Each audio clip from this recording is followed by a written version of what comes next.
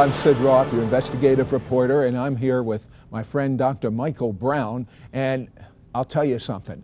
Mike, you have got a lot of chutzpah to say, and as a matter of fact, how can you say you've never lost in a debate as to whether Jesus is the Jewish Messiah or not with a traditional rabbi? Well, it's not my opinion, and we haven't had judges scoring the debates and saying, you win, you lost, you get this many points, you get this many points. This is the reason that we believe we've never lost a debate. It's very simple. First thing is, hardly anybody will ever debate us. That's the first thing. Second thing, those who have come to us challenging me, or those that have agreed when a moderator has set things up, we, in every case, every debate we have on audio tape that was done, some were done on videotape, we distribute them, we make them available, we send them out widely. When people inquire, Jewish people who believe in Jesus, Jews who don't believe in Jesus, can I get copies of the debate? They go out to anybody and everybody, and yet those that we've debated have fought us tooth and nail. I have to ask you a question. I arranged a debate on WMCA radio in New York City with Rabbi Tovia Singer. This isn't just a rabbi, this is a rabbi that is a specialist in debating Jewish believers in Jesus on the messiahship of Jesus. And the debate was wonderful. As a matter of fact, the rabbi got mixed up on some scriptures, even said he'd renounce Jesus if he was wrong, and he was. Why did he threaten a lawsuit if you released the videotape of that debate?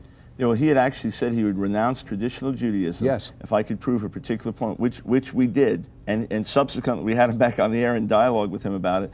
But interestingly, we had video cameras in there taking it. I signed a release before it started. You can use this before any debate. When I will sign off in advance, anybody can distribute this. He threatened us with a lawsuit if you put that on television. And not only, we had another rabbi threaten us with a lawsuit. He signed off in advance. You have a complete release to get this out. Because you learned after the first one, yikes, we better check on this. So we got a complete release. These debates can be distributed to anybody that wants to get them. Dr. Michael Brown, for those that aren't familiar with you, what are your references? What are your credentials to even debate a rabbi? Well, I became a believer in Jesus at the age of 16. I was radically, instantly delivered from heavy drug use and so on. You say, well, you're just messed up, kid, and so well, maybe I was. But the rabbis I started meeting with challenged me. You don't even know Hebrew.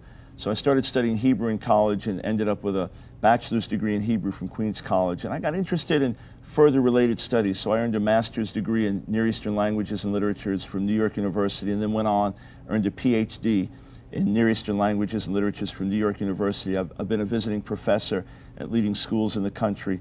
I've contributed to Jewish encyclopedias and Old Testament biblical encyclopedias and worked as a specialist in Hebrew and Semitic languages. Out of curiosity, I understand you read, speak, or write over a dozen Semitic languages. Why did you study so many of them?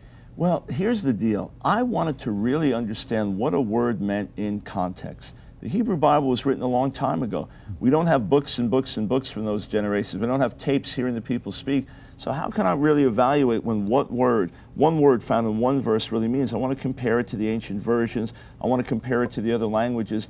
And this is just the way you go for serious scholarly study of the Hebrew Bible. But Dr. Brown, from Moses, we have thousands of years of unbroken tradition.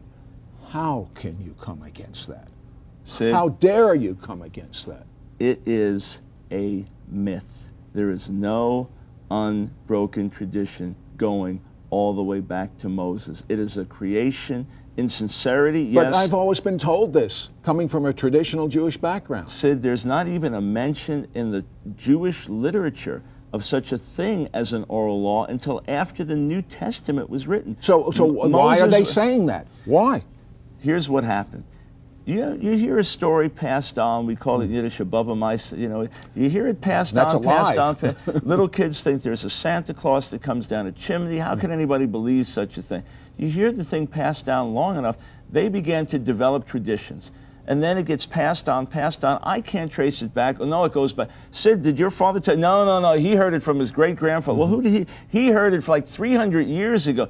and we have these traditions. You Is can't it verify like, it. You is can't- it like the game we played as a kid called telephone, where one person whispers in another person's ear? By the time the fifth person comes around, it's so distorted you can't believe it. But you think you're representing it accurately, Yes. don't you? And how can you find out that it's wrong? You go back to what the first person said. They've written it down. And you say, oh, I didn't say that. You look at what's written. We must compare the oral tradition and the traditions that were written down as the Talmud and all this by very sincere men, and in some cases very devoted religious men. We've got to look back and compare it to the written word. And if it contradicts the written word, or if it nullifies the written word, then we know it is not a valid tradition, no matter how beautiful it is. Okay, is there a contradiction between the Torah and the Talmud? Many, many, many contradictions. So a rabbi, a learned rabbi, recognizes there's a contradiction. What might he say? If he's a traditional rabbi, what he'll say is this: I can't really understand what the written word means on my own. I can't really fathom it with my own mind. I have to go to those smarter than me and wiser than me, my forefathers in the past who were closer to the tradition, and they'll tell me what it really meant. In other words, he's not allowed to think for himself. The way you think for yourself is by learning to understand what the others said. Sid, it's a fact. I'll sit down with a traditional Jew, and here's a brilliant person, studied for years and years, and I'll look at a text with them, and I'll say, okay, look, read this. What does it say? And he'll say, well, the commentary says. No, don't tell me what the commentary. Who am I to argue with him? You know what it's like? Here's the mentality. I go to the doctor. I'm not a doctor. Doc, I've got a pain over here. He checks me out. This is your problem. I don't agree. He'll say to me, who are you? You're not a doctor. I'm a doctor. I studied for years. It's that authority. So it's this mentality. Who am I to argue with those who are closer down the line of tradition? And the Jewish view is that from Moses on down, every generation is less spiritual and further from the tradition. So how dare I contradict a previous generation? How can you be, I mean, let's bottom line it.